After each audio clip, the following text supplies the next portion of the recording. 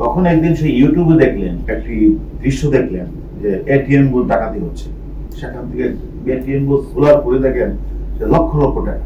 ATM বুথের কর্তব্যরত security guard তাকে অজ্ঞাতনামা আসামিরা নৃশংসভাবে কুপিয়ে হত্যা করে তারা চলে যায়। তো রমজান মাসের আমরা ভালোই আইন শৃঙ্খলা রক্ষায় ভালো কাজ আমরা করতে পেরেছিলাম। হঠাৎ করে ঈদের আগের দিন যখন ছুটিতে সবাই ঢাকার বাইরে চলে যায়, ঠিক সেই মুহূর্তে ঈদের আগের দিন 10 তারিখ ভোর 5টায় আপনারা জানেন, আমরা অনেক নিউজ করেছিলেন যে মধুমতি ব্যাংকে যে এটিএম বুথের কর্তব্যরত সিকিউরিটি গার্ড তাকে অজ্ঞাতনামা আসামিরা নৃশংসভাবে কুপিয়ে হত্যা করে তারা চলে যায়। এবং ঘটনাটা যখন জাতীয় ইলেকট্রনিক এবং প্রিন্ট মিডিয়া ফলোভাবে প্রচারিত হয়েছিল এবং উক্ত মামলার মূল ঘটনা উদ্ঘাটনের জন্য থানা, পুলিশ, অন্যান্য সংস্থা এবং আমাদের ডিবি গুলশান বিভাগও ছায়াতদন্ত শুরু করে। আমরা এইগুলি তথ্য প্রযুক্তি, সিসিটিভি ফুটেজ, আসামির ব্যবহৃত মোবাইল, পোশাক, পরিচয়, বিভিন্ন তথ্য আমরা বিচার বিশ্লেষণ করে এটা আমরা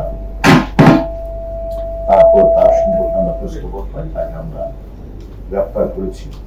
এবং ওই যে দ্বিতীয় আসামি তার ডাকাত তাকে মেরে এটিএম বুথ যে ভেঙে যে টাকাটা নেবে সেটা সে স্বাধীন বাংলার সুপার মার্কেট হতে হাতুড়ি, তারপরে শাবল এগুলি ক্রয় করেন এবং ফুটপাত হতে বাংলাদেশ ক্রিকেট দলের জার্সি ক্রয় করেন এবং লোক সমাগম কোন জায়গায় হবে সেটা চিন্তা করে সে তখন ঠিক করে শাহজাদপুরে যে মধুমতি ব্যাংক এই জায়গায় লোকজন সে সেখানে 3টায় যায় এবং তার ড্রেসের উপরে তার একটা ড্রেস ছিল মানে পুমা ব্র্যান্ডের জলপাইগুড়ি শার্ট।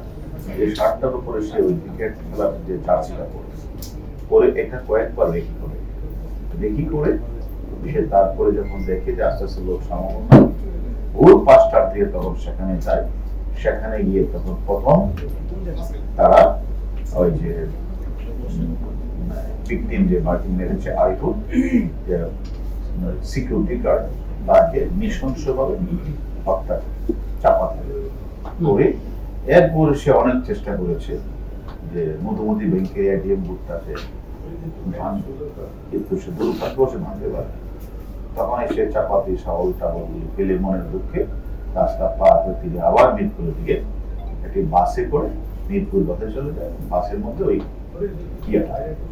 জ্যাকেটটা ফেলে ওই যে জাতীয় ক্রিকেট খেলার যে বাসটা ফেলে সে চলে যায়।